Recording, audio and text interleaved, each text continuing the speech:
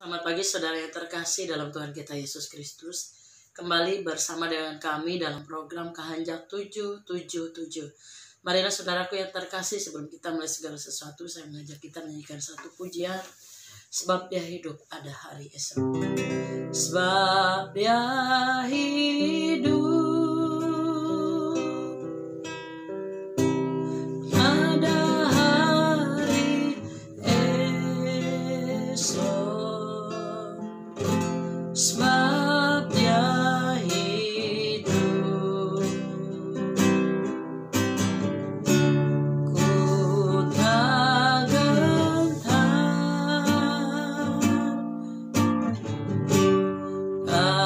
karena ku tahu dia pegang hari esok. Hidup jadi berarti sebab dia hidup. Saudara yang terkasih dalam Tuhan kita Yesus Kristus, dalam minggu-minggu ini kita masih merayakan dalam suasana Paskah, yaitu kebangkitan Tuhan Yesus. Itu merupakan karya penebusan Tuhan di atas kayu salib untuk menebus dosa saudara dan saya. Sebagai orang yang percaya kepada Tuhan Yesus, kita harus yakin dan sungguh-sungguh meyakini bahwa dengan kebangkitan Tuhan kita dimampukan dalam menghadapi segala sesuatu dalam kehidupan. Ayat firman Tuhan yang menjadi bahan renungan kita pagi hari ini dalam 1 Korintus 15 ayat 3 dan 4. Demikian firman Tuhan. Sebab yang sangat penting telah kusampaikan kepadamu, yaitu apa yang telah kuterima sendiri, ialah bahwa Kristus telah mati karena dosa-dosa kita sesuai dengan kitab suci. Ayat keempat, bahwa ia telah dikuburkan dan bahwa ia telah dibangkitkan pada hari yang ketiga sesuai dengan kitab suci. Amin. Tuhan Yesus memberkati. Tulisan Rasul Paulus ini merupakan salah satu dasar dari iman Kristen yang kita percaya bahwa Yesus telah mati dan telah dibangkitkan pada hari yang ketiga dari antara orang mati.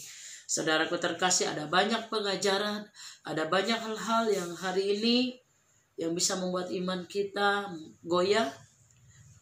Dan Alkitab mencatat jika ada pengajaran yang mengajarkan bahwa Yesus tidak mati dan tidak bangkit, itu tidak sesuai dengan kebenaran firman Tuhan. Yang jadi permasalahannya hari ini adalah, dan Alkitab juga mengajarkan bahwa kita harus punya pengalaman dan mengalami Tuhan dalam menghadapi kesulitan dunia pada hari-hari ini. Terlebih hari-hari ini kita harus tinggal di rumah, kita harus mengisolasi diri menghadapi virus atau pandemi corona supaya tidak semakin menjalar. Hal ini ada hal-hal positif dan negatif. Tapi sebagai orang percaya kita melihat segala sesuatu dari sudut pandang positif. Hari ini dengan diberlakukannya peraturan pemerintah untuk kita tinggal di rumah, belajar dari rumah, kita yakin bahwa Tuhan bekerja dalam segala perkara untuk mendatangkan kebaikan bagi kita.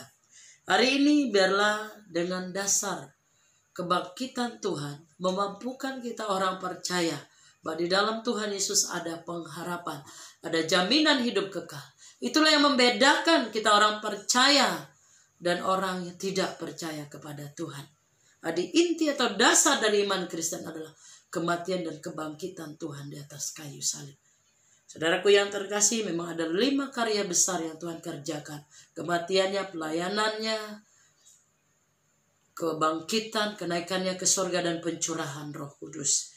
Hari ini dalam Alkitab, Rasul Paulus mencatat bahwa Tuhan Yesus menampakkan diri kepada Kefas, kepada ke-12 murid, kepada 500 orang lebih, dan juga Tuhan memberi penghormatan kepada Maria Magdalena. Dalam Yohanes pasal 20 ayat 17 sampai seterusnya, di Alkitab dicatat Maria Magdalena mendapat penghormatan menyaksikan Yesus itu hidup. Walaupun hari ini kita tidak menyaksikan secara langsung kebangkitan Tuhan dalam hidup kita, tapi dengan mata batin dan iman pengharapan, mata rohani kita meyakini bahwa Yesus bangkit dan mengalahkan maut. dan mengatakan, marilah kepadaku semua yang letih lesu, aku akan berikan kelegaan kepadamu. Akulah kebangkitan dan hidup. Barang siapa percaya kepadaku, ia tidak akan mati lagi, namun dia akan hidup selama-lamanya.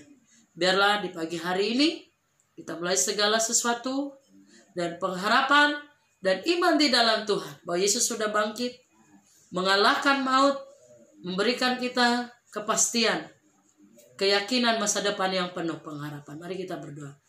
Terima kasih Tuhan buat karya salib-Mu dalam kehidupan kami, memampukan kami untuk punya pengharapan, keyakinan di dalam Tuhan.